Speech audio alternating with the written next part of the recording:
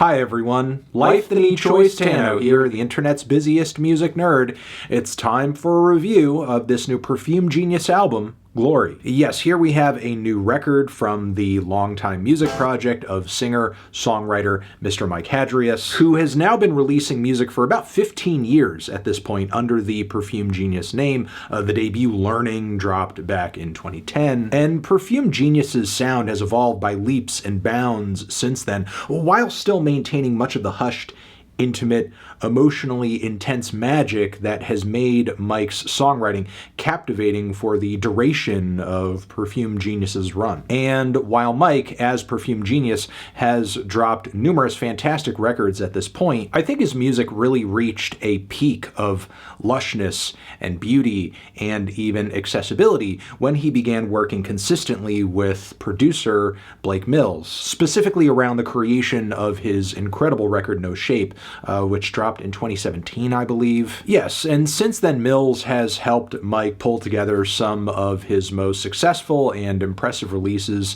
to date thus far. Even 2022's Ugly Season, which was a pretty peculiar record for the Perfume Genius project, which was delivered like any other album, but originally conceived as a companion to a dance piece. And the songwriting on this record took a very different shape as a result, I fear. Admittedly, while I do like it, it is far from my favorite Perfume Genius album. And as a result, I was kind of excited going into this new album to hear something that was, just conceived for its own sake. I was also looking forward to hearing Mike and Blake continue to challenge themselves, to try out some new sounds and ideas. That certainly seemed to be the forecast with songs like It's a Mirror teasing toward the album's release. One of the most key things about this track being that Mike is embracing more guitar this time around. Ooh, guitar, which, I know is not like the most exciting move in the world for a music project to make, but historically the fuel for the Perfume Genius fire has been Mike's very unique voice and piano. So to hear a track like It's a Mirror that is not only boldly led by guitar, but also a song that has almost a bit of a country flavor to it, yeah, it's kind of exciting, especially since the song itself is so good, with its very crisp and angular acoustic licks and leads, which match very well with Mike's intensified vibrato. The track is also packed with these very fearful, reclusive lyrics, where signs from the outside world, both abrasive and normal, seem to be kind of triggering on some level, making mention of a mirror as a terror, and in what context I'm not entirely sure. Is it because you're seeing a reflection of yourself, or signs of other things? Either way, there is a real point of fear at the core of this song. Then there were further signs of change on the next major single from this record, No Front Teeth, which not only features some beautiful and touching guest vocals from Aldous Harding, but the track also goes full rock mode with a very heavy chorus, a lot of guitar distortion, and some super catchy vocal leads too. So yeah, for me, tracks like these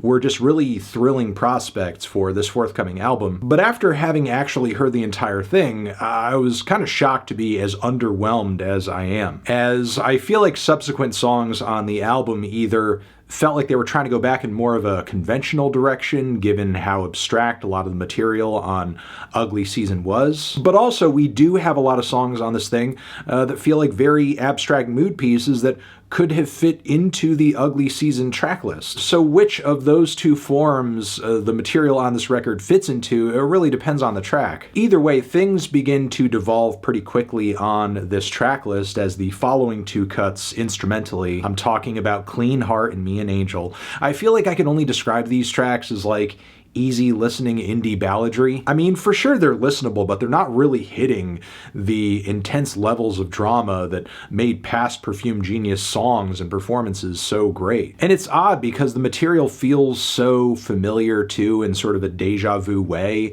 I think these are tracks Mike could have written 10 years ago, but at that point he would have done it in a way that would have had me weeping. But the approach here, current day on this album, just comes across as so much more measured this time around. Songwriting wise, Otherwise, I do think the following Left for Tomorrow is one of the brightest spots on the record. However, the faint drums, gentle bass, and ill-defined embellishments coming from the keys and guitar don't really provide the strongest intro to the track or backbone generally. I mean, it all does eventually build up into a beautiful wall of sound in the second half, and Mike's lyrics do clearly deal in a lot of grief and loss on this song too. So the emotional substance is most definitely there, and maybe an interesting contrast too, as the way the instrumental jams on in its final moments feels almost like a point of release and relief, which is pretty gratifying, honestly. However, the opposite effect is felt for me on the following Full On, where the pacing is just unbearable, as almost the entirety of the song is taken up by these very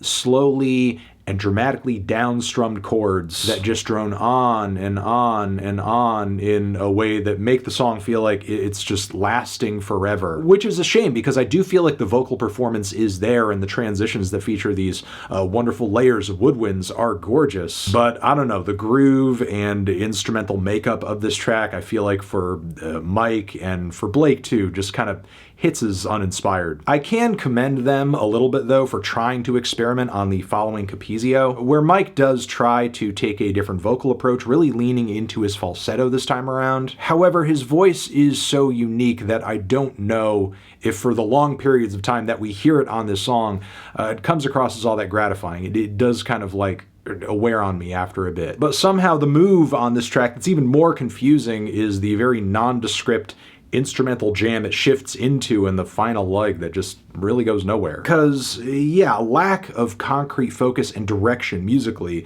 on these tracks, it just continues to be an Achilles heel throughout the record. I felt this was also the case on Dion, which, the backbone of this track, I feel like you're kind of getting the makings of a lot of great Perfume Genius songs with the slow piano arpeggios, Mike's trademark vocal delivery, but the sparse lyrics and very indecisive instrumental embellishments leave the track feeling like, I don't know, just a very vague mood piece, not so much a song. I mean, on some level, it is interesting that the track has an atmosphere to it that reminds me of something that could be in the soundtrack to a Twin Peaks episode. Simultaneously, I do see lyrically that we are getting this continuation of themes of loss, as well as finality too, but from a musical standpoint, a song standpoint, it's just far from being striking. That cinematic and soundtrack quality crops up again on the track In a Row, which actually managed to be one of my favorites on the album, and it's just one of the strangest experiences I've had on any Perfume Genius record, not only because of the tense instrumentation that starts the record off, but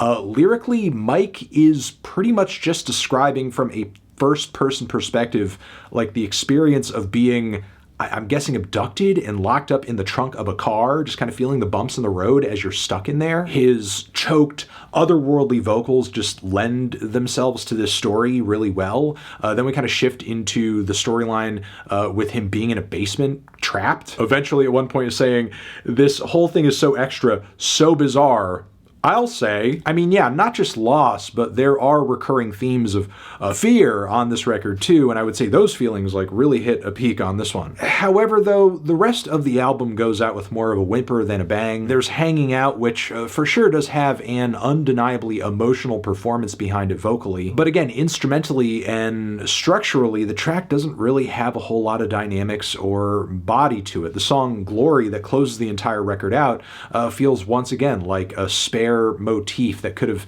maybe even been an interlude in the middle of the album. I mean, regardless of what the lyrical and conceptual intent of the track is, from a song standpoint, this has to be the most unmemorable closer of any Perfume Genius album thus far. But yeah, sadly, this record just didn't really do all that much for me, despite it being one that I was really looking forward to up until this point. Some tracks felt kind of underdeveloped and ill-defined. Others came across more conventional than I guess I would like a Perfume Genius song to typically sound. So yeah, I'm just kind of at a loss with this one outside of a handful of tracks that I thought were pretty good, which is why I'm feeling a strong 5 to a light 6 on this one. Transition. Have you given this album a listen? Did you love it? Did you hate it? What would you rate it?